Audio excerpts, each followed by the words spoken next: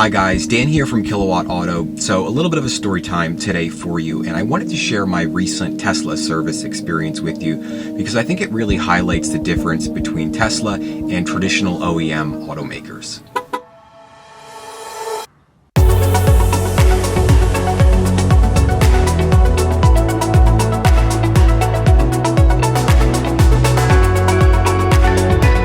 So my Model 3 was coming up due to have its tires rotated, and typically this is a task that I would do myself. However, because right now I'm renting and living in an apartment complex, I don't have access to a lift or jack stands in order to be able to rotate the tires.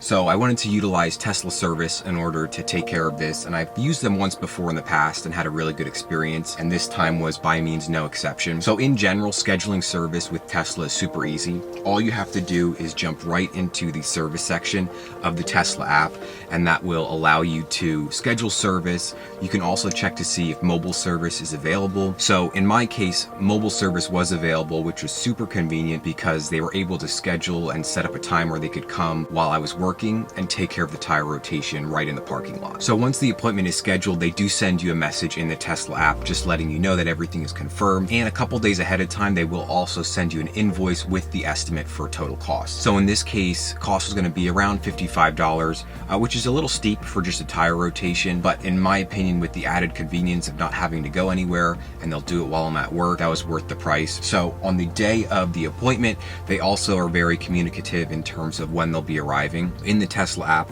they send me a message when they're on their way. And then also what I found was pretty interesting is that they were having a hard time finding my car in the parking lot, which I guess I just assumed that they would be able to check its location and directly navigate to it. However, in this case, it looks like Tesla is respecting our privacy and the service team is not allowed or able to access the vehicle's location.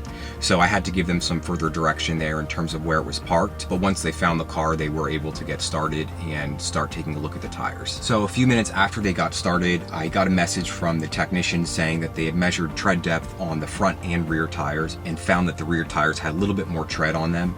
They recommended that we actually not do the tire rotation because the rear tires tend to wear more heavily than the fronts will. So the technician gave me the option of they could still do the rotation if I wanted to, or just leave the tires as is. In this case, I opted just to go with their recommendation and not rotate the tires. They ended up not charging me at all for the service appointment, despite sending a technician out for mobile service and sending someone out to take a look at the car. And I thought that was a really good customer service. And then to top it all off, they left me this little Model 3 model inside the car, which I thought was just a nice little touch for them to add, having come and not performed any service, and really there was no need to go above and beyond in this sense in terms of customer service. So I just wanted to share this whole experience with you and kind of highlight the difference between having to take the car into a dealership, wait for service if they're backed up and busy, your whole day kind of gets rescheduled in order to accommodate getting your car serviced. Thus far, I've had nothing but a stellar service experience with Tesla. Prior to this tire rotation, I had scheduled one after my first 6,000 miles of driving the car, and at that point they came and did the mobile service and the total cost was $35.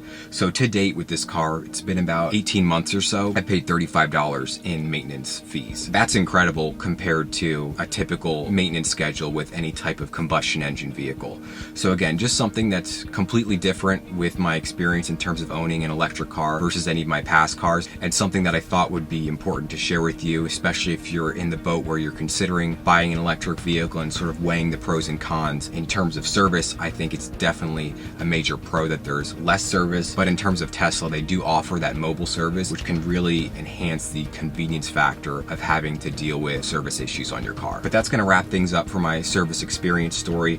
Again, I had a really positive experience, and I continue to get a lot of questions about how I maintain the white interior as well as the exterior on my car, and I recently made a video on my somewhat minimal process in terms of what I do to sort of just maintain the appearance. So if you want to check that out, I'll link that at the end of this video. I also in the future am planning to do a more in-depth review of my polishing process as well as some other more intensive things that I don't do on a regular basis, but I do more so on a quarterly or even semi-annually basis to sort of refresh the car's appearance and keep it having that factory look. So be sure to check back. I do appreciate the many of you that have subscribed, and as we inch ever closer to that 1,000 subscriber milestone, And I want to again reiterate how humbled I am by so many of you subscribing and taking an interest in following the channel, and I look forward to creating future useful videos for you.